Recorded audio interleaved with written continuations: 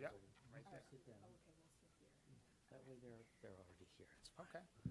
Ladies and gentlemen, as we begin our services here this afternoon, we would kindly ask everyone to please turn off or silence all electronic devices. Also, if anyone is going to be speaking in the service, we'll ask that you use a ramp. It's just on the other side of the wall, and you'll just come up the ramp this way when called up to speak. Thank you so much. Welcome, friends and family. I'm Philip Beard, Arlene's son-in-law. We're so grateful to have all of you here to share in our sorrow at Arlene's passing and in the joy of her life, one of love, laughter, caring, and courage. I'm honored to introduce members of Arlene's family who will pay tribute and share their feelings so that we all may remember her with love, laughter, caring, and courage. First, I will welcome Bill and then Laura to come up and share their thoughts.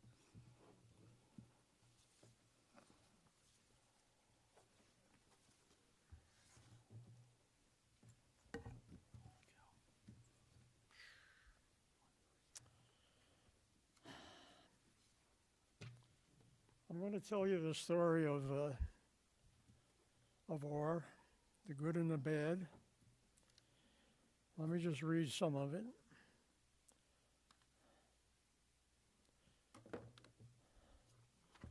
Orr had a very mixed up life. She was a very groovy wife. Met her as a blind date, knew she had to be my mate, just couldn't hesitate. And if you know Laura, Orr was a super mother. We had great fun with the kid, and all of a sudden, she wasn't a kid. For a long, long time, our life was great. And then for her, bad luck, or maybe fate, going blind, falling down, winding up in Care 1, then the hospital, and never complained. Instead of curses, she made friends with the nurses. But then the dementia, and her brain became distracted. We could tell by how she acted. And a hospice in a hospital bed, something most people might possibly dread, but she never complained. But I'll tell you about her 6 months in the bed. They sent a very knowledgeable someone to take care of her 24 hours a day. She never got out of bed for 6 months, just laid in bed. In the beginning, she was okay. She had a lot of visitors, and a lot of you were visitors to see her and talk to her, and she had nurses to check her out. She had aides to wash her twice a week. But as the time passed and her dementia increased, she still had visitors, but very little talking. And then no talking, and then it was over.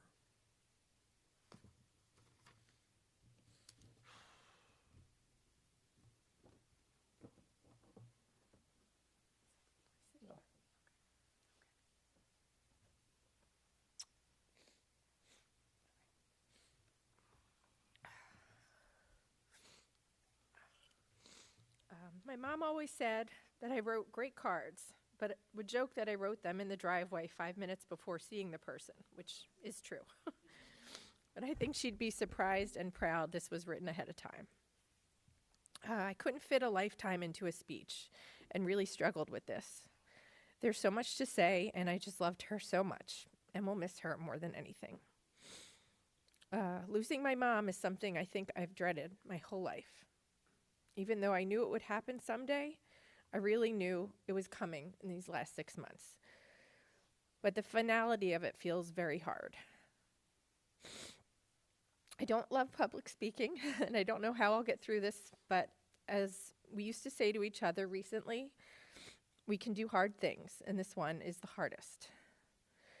There are so many ways to describe my mom. She was such a special lady. She was my best friend, but I know she was also best friend to so many of you. She was genuine, and she would tell you exactly what she was thinking. When I was a teenager, that didn't go over so well. But she was often right, and she did it with love and the best intentions. We shared so many interests, and I feel lucky for that. Most of my passions I got from her, as she shared them with me through her life, like antiques, plants, gardening, diners, the love of the arts and making art, and spending hours talking with friends and family. There's so many things I can't seem to do without getting her opinion or approval, and I will forever have her opinion in my ear, like, what would R do? She loved being a grandmom, and from the second Henry was born, pretty much every phone call started with, "How's Henry?" I listened to a random voicemail she left me the other day, left me a while ago. And after she told me how much she liked the matzo ball soup that we left for her that she was eating all week, she ended the voicemail by saying, "And I love Henry." She was strong, but would never admit to it. She had a lot of health issues that held her back from certain things. And like my dad said, she didn't complain and would work hard and be persistent if there were things that she could do to improve her health. The biggest one was learning to navigate life with vision loss. Sometimes I felt that I was angrier than her. She really did do hard things. She was smart and curious, always ready to learn something new, engage anyone in a conversation, and genuinely want to get to know them. As many of you know, she could talk for hours about endless subjects, emotions, or just analyzing life, and lots of wrapping up with me and all her closest friends. On any outing or event, no matter how little, we chatted about the details. What was good, what wasn't, and she had to ask all the questions. Sometimes she even was asking another question as you were answering the previous one, and she wasn't really listening to you. She just was eager to know the whole story. And she was my fiercest supporter. As I got older and made some choices that to her maybe were bolder or riskier than she would have done, while it was hard, I learned to tell her after the plane ticket was purchased or after the grad school deposit was paid. Because I knew her opinion mattered so much, but risk-taking wasn't her specialty. I just lost my place. When I would eventually share those things with her, they were often met with confusion and silence, really worry and anxiety. But they were always followed up by support and pride, and she was always my biggest fan. I just want to make her proud, and I think even in planning today, every step, I made sure to do what I know she would have wanted, or at least tried my best. I would know exactly what she did and didn't want because she would tell me. I read a lot of grief writing lately, just trying to make sense of what I was feeling or how to express it. Losing her even when she was still here. This small passage by Chimamanda Ngozi Adichie in her book Notes on Grief about the passing of her dad really resonated. Grief is a cruel kind of education. You learn how ungentle mourning can be, how full of anger. And you learn how much of grief is about language, the failure of language, and the grappling for language. So, Mom, words fail me. I can't express how much I'll miss you.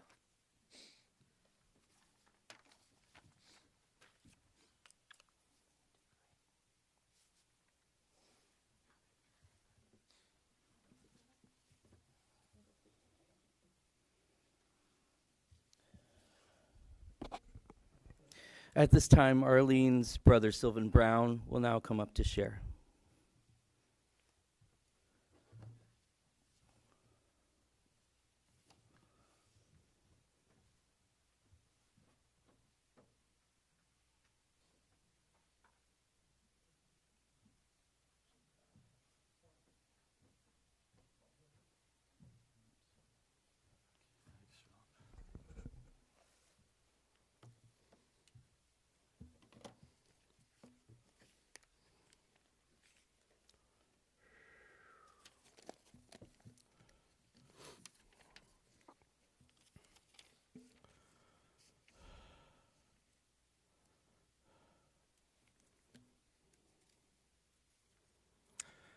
I was going to start off by saying that I knew R longer than anybody in this room, but then I just saw Vivian and realized she had a couple years on me in that regard. Over the past week, we've been thinking and reminiscing about growing up with R in Oxford Circle. Memories of family events, holiday dinners in the Northeast in Mount Airy, Sundays at Levittown, picnics, trips, but always just everyday living with R. I remember certain things. There's a lot we could talk about. I remember walking with her one day when Susie was like 6 months old, and we lived not far, but it was a long enough walk and couldn't get in the door because the nurse wouldn't let us in because Susie was sleeping.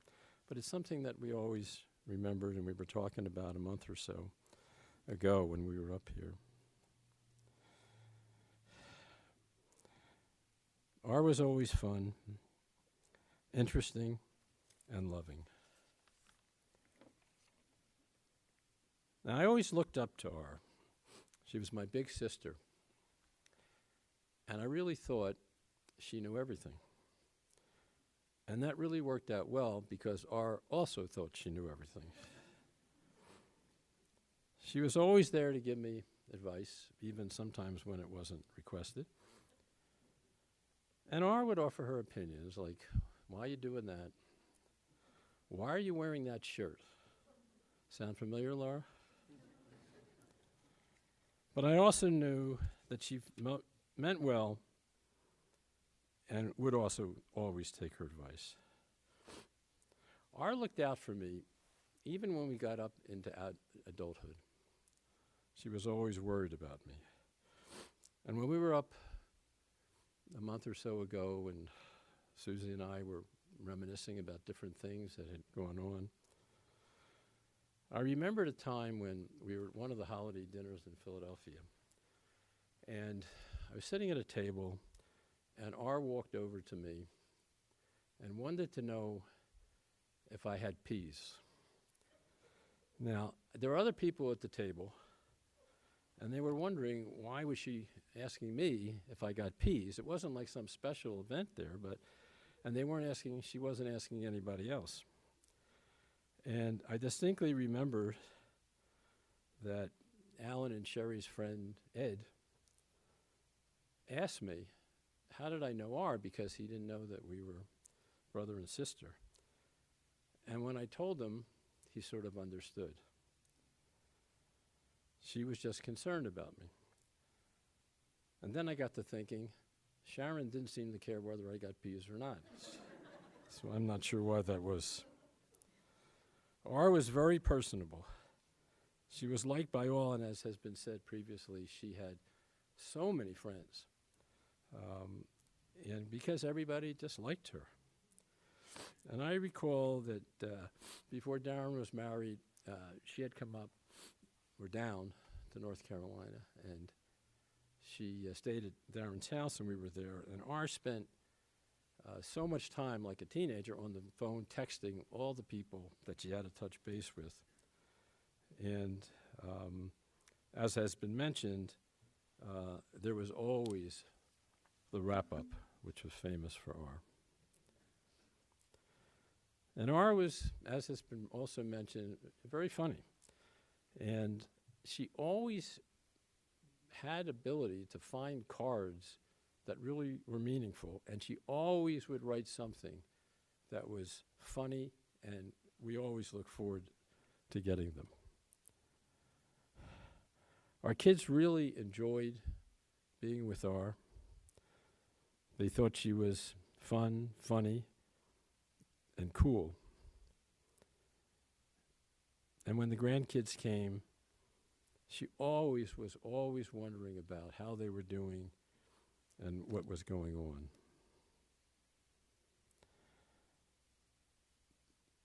R was liked, as noted, by everybody, and even Chappie, the parakeet, somehow or other would respond to R. It was kind of interesting. Then there was her hospitality. When we would visit, she couldn't do enough. We would come in, the refrigerator would be filled with all kinds of stuff that she would make. She had her signature wrapping things in paper towels so they would be fresh. And she always just pushed for us to eat because this was her thing. And it was a very interesting and touching thing when we were visiting about a month ago. And Laura went out and bought cake. We had already eaten lunch or something, and Laura came back with cakes. And she did it because she knew that her mother would want her to do it. And she went over to R because none of us knew what she knew. That was part of the problem. She was not verbal, but she was awake, and it was a little scary because we didn't know what she knew. Maybe she knew things and just couldn't express things. So Laura went over to her and said, "Mom, I bought cakes so you would be happy and you'd know that there were cakes in the house because we had guests." I think I'll put my glasses on. That might help me. R was big on nicknames. She would call Jason Jace, Darren Dar.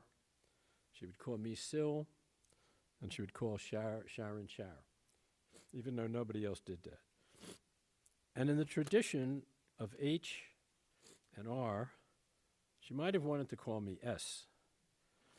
But the problem was we already had Sam, Sherry, Sharon, Susie, Scott, Samara, and Sydney. So it would have been a bit confusing. And then there was the thing about R at night. When we would visit, or the kids would visit, R would stay up at night, and we would talk to endless hours while Bill was sleeping. And we also would pull out the food at night. And I'm not sure if Bill would have done that, but we tended to bring it out, and that was a tradition. We had a number of family dinners when we were growing up as kids at the pub, and it's sort of a tradition that carried over when R and Bill moved to New Jersey. Then we would do it very frequently. And it was always sort of amazing that we survived all those trips around the airport mall, which at the time was really treacherous, but somehow we did. But it reminded me of a time, and you go back in these weeks of memories and things that you think about. And there was a time when R was learning how to drive. We had this big old Packard, and she was learning to drive, and we hit one of the circles. It was in Jersey. It was not the ones here, but further down towards Atlantic City. And I'm in the back, and all of a sudden I hear my father screaming as R was just about ready to drive the car under a truck. It's still nightmares at times that come back, but fortunately, somehow my father screaming got her to avoid that. There are memories of her Sweet 16 at the Latin Casino. I think Edie and Vivian were there, and Susie. Susie was young, but was right out in the middle of the picture of famous picture that we had of the Sweet 16. And I don't want to make anybody jealous who wasn't there, but we actually got to see Frankie Lane, who was the star at the time. I remember Art teaching me to dance. And I remember, when you hear the jokes, particularly the Jackie Mason jokes about people picking tables when they went to a restaurant before they ate, that was R. R would get the best table that she could. It may have taken a while, but we managed to finally get a place to sit. There were the birthday calls. R would always call on my birthday, always, never forget, and then she would sing happy birthday. R had a lot of attributes. Singing happy birthday wasn't her best, but it seemed to work. And it's kind of sad, but this year, I didn't know R had been sick. It was early, and I didn't get a call. And I remember saying to Sharon, you know, R must have forgot, which was very unusual. But obviously, this was the start of her getting sick. I remember a trip to New York. Bill and R took us to, it was one of the, for some graduation, I don't remember which, to New York to see shows. And I remember distinctly, it was a great weekend. We saw, in the same day, we saw Hair and The Me Nobody Knows. I assume Bill remembers that. And Craig, you should be impressed, two shows in one day. So I thought you would be impressed with that. There was the years at Temple, and at time we lived together. At some time there was an overlap when we lived there, and it was an interesting and fun time. We had some rituals. My father would bring back every night Dunkin' Donuts and coffee, and it became a ritual that R would come down from studying, and we all would get together and always kind of look forward to it. And then there were, when they moved to Marlton, we had frequent trips to diners, of course, Starbucks, and multiple memories at the time. R had come up when Sharon had some minor surgery in a snowstorm to help out. She would always be there to try to help. And we had an interesting occasion once when she came to our house. We were thinking of painting the inside of our house, and we hadn't decided if we were going to do it. We had some open cans of paint, and we asked R to, because we appreciated that she was able to, she had some kind of decorating appeal, and wanted to know her opinion. We had left the room and suddenly came back, and the house at the inside was all kind of neutral colors. And for some reason, R decided to take swatches of paint and put them on all different walls, because these were color paints, and she wanted to see how they would look. However, we had not decided yet to paint the house, and the die was cast. We wound up painting the house. But she did have a talent for decoration, and her house she was always looking for antiques and things, and going to Home Goods, always trying to find something that would make the house look great, and it did. She was really able to take care of it. And then I know many people here remember the garden in the backyard, how much time she spent and effort, and she made an effort to learn all about planning things and doing things. And R was pretty good at that, and she was very decisive in what she wanted to do. The sofa in the family room that they bought, I think it came in just under 2 years until R decided to buy the sofa. So she was really on the ball in that regard. Unfortunately, her visual issues stopped all that, and she wasn't able to do that.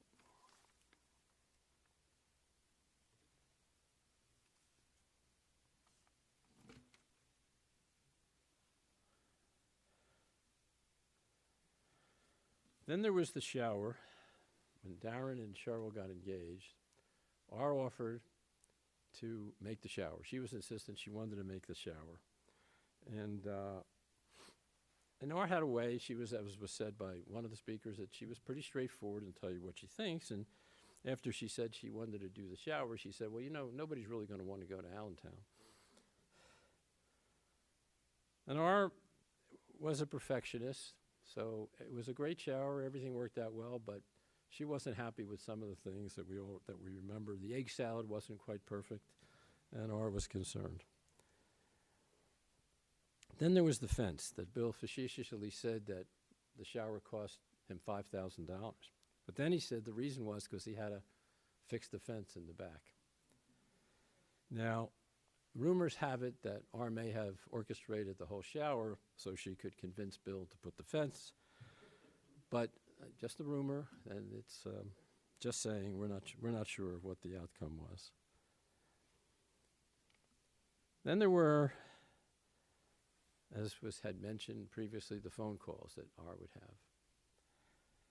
And R would talk to Sharon more than me. They had more interest to talk about different things, and she would talk to R all the time. But I would get on the phone at times. Either she wasn't answering, so I would pick it up, or there was a medical thing, some kind of thing that I would get on. And then we would talk for hours. We could talk for 2 hours about all kinds of things. And we used to have to stop because R had to make dinner or I had to do something else. But it was just interesting that we could talk so long and talk about anything. And I certainly will miss those calls. It was also said, and I will reiterate because I heard it originally from Bill, that R just wasn't a complainer. And I hadn't noticed it as much because we were out of town, didn't see it as much, but it is true looking back on it, with all the problems that she had, she seemed to go with the flow and never really complained. Now going into some of the things about, as I grew up with her boyfriends, and R had a lot of boyfriends. Some of it was somewhat serious at the time, but R was very picky, and there was always something that it just wasn't quite right. I remember one of her boyfriends, had a huge Cadillac, an old Cadillac with the big fins in the back, and which the guy loved, and R, as you probably would guess, just despised that car. She could not handle it. Always remember her complaining about it. But then we began to hear about a guy named Bill, and there were no complaints. She was smitten. And the rest, as they say, is history. And the thing about Bill, and we all know that they did have a great life at times in the good times. But what impressed me, and I was always happy with as her brother, is that Bill was there to support her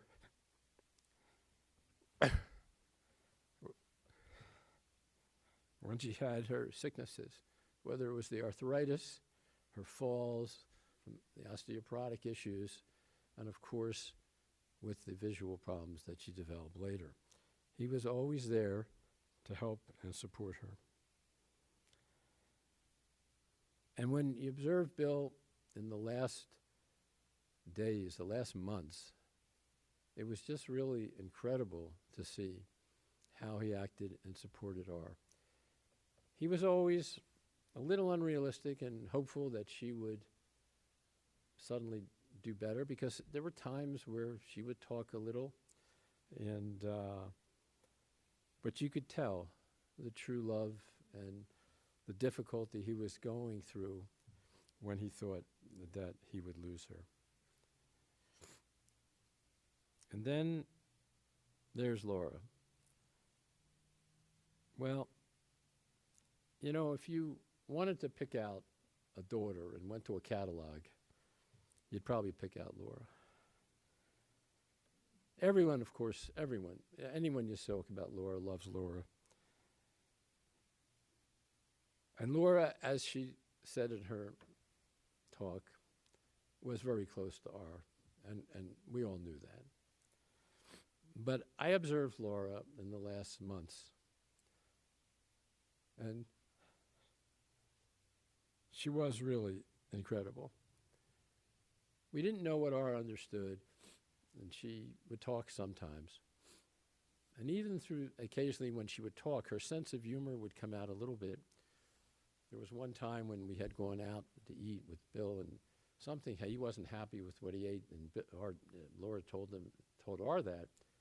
And somehow out of the middle of all this, when she was so confused, said, well, Bill never orders the right thing. So she was kind of funny in that regard. But Laura would talk to R, and they tried to talk to her because we didn't know what she understood, and she maybe just couldn't talk. And it was just incredible how she talked to her and supported her during this time. Then came Philip. And Philip was really incredible. When you met Philip the first time, after 5 minutes, you felt like you knew him your whole life. He had that kind of a personality. And I observed Philip with R on one occasion when we all went to Craig's house. There was some event. One of the kids had a show. And R, even though she couldn't see, and Laura and Philip and Henry came up, and it was really a great weekend. But Philip was so attentive to R because of her visual problems, helping her to navigate the new house and steps, and then we went out to eat, and she had to get in the car. It was very difficult. And Philip just showed incredible compassion and care, and he was just all over helping her at any time. And then, of course, came Henry. And like all grandmothers, Henry suddenly became the most important thing in R's life. And I do remember early on with some of the birthdays when Philip was very young. And R was always, if there was a group of people, she was always talking to everybody, everything. But at the time, I recall, she was with Henry. She was either when he was young enough, feeding him or with him or doing, she was devoted to him, and he was the joy of her life.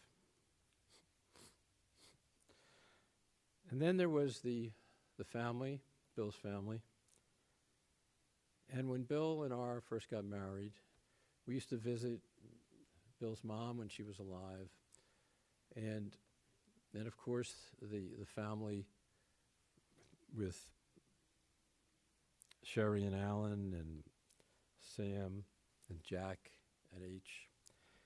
And R took to them immediately, and they took to her. And it was a great family relationship, and Sharon and I, through R, got to know them and always felt like we're the extended family.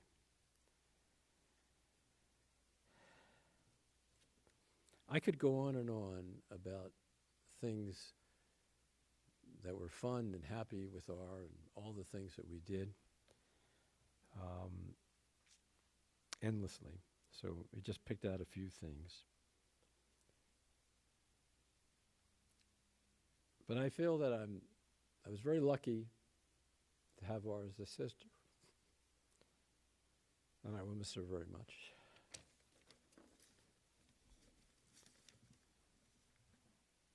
Do you want to do the Kaddish or what? Oh, you're going to do it. Okay. I'll go down. Okay, thank you.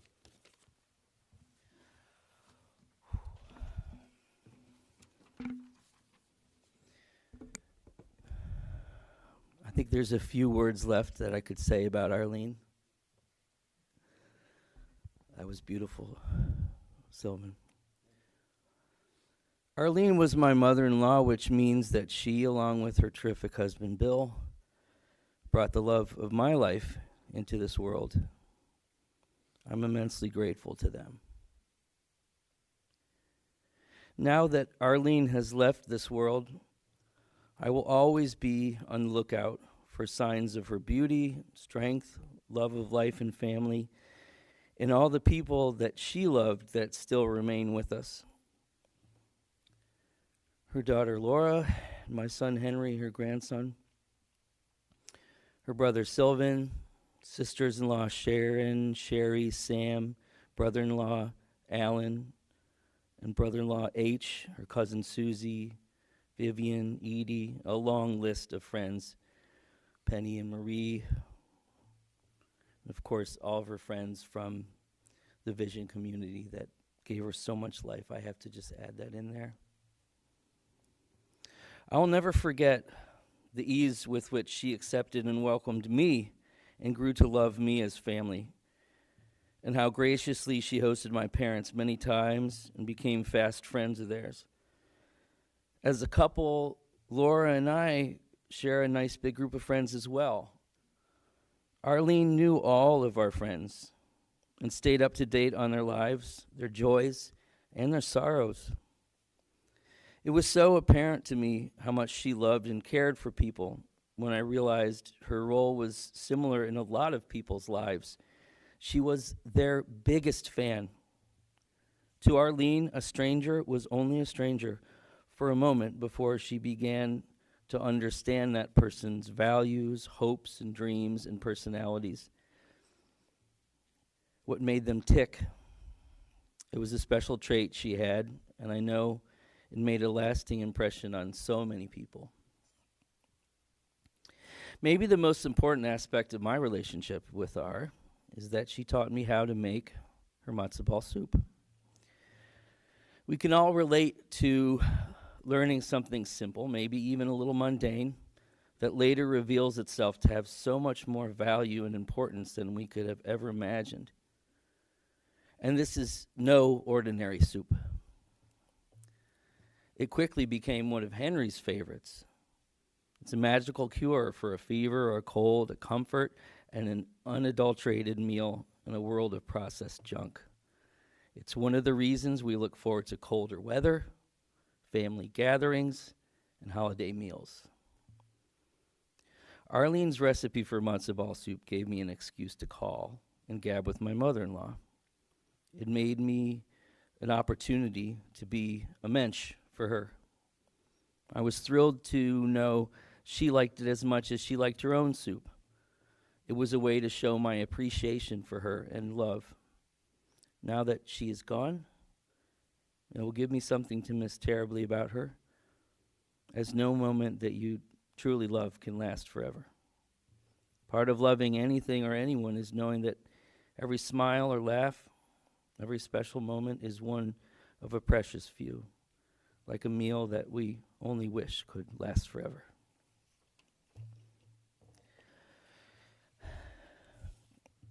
Now, as we continue to honor her memory, please rise as we will bring Uncle Sylvan up to lead us in the recitation of the Kaddish, the traditional Jewish prayer of remembrance.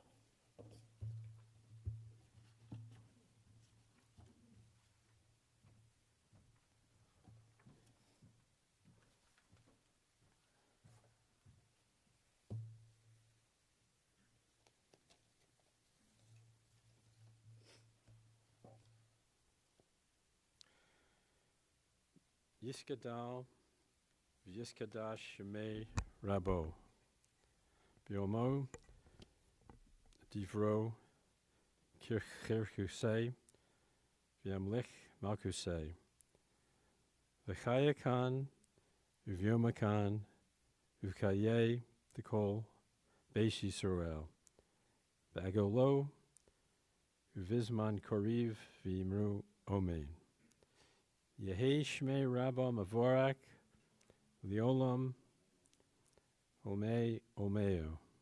Yisbarak Vish Tabak Vis Pawarm Vis Yisramam Vis Nase Vishadur Vis Aleb Vis Alal Shmei Dekudasha Barichu Ve'elo Miki Ber Rusho Shiroso Tushbechoso Vi Nechamoso Diamiran. Velomo Vimru Omein. Yehe Shlomo Rabba Min Shavaria Min Shemaya V'chayim Aleinu V'al Kol Yisrael V'imru Omein. Osei Shalom Bim Romam V'yasei Shalom Aleinu V'al Kol Yisrael V'imru Amen.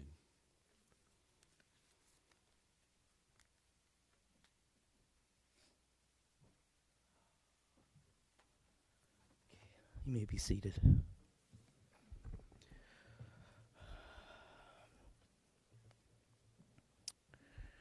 Thank you, Uncle Sylvan. The family would love for you to join us at the Blumenthal home for Shiva to share your memories of Arlene. the food she would have loved, and laughter that would have warmed her heart.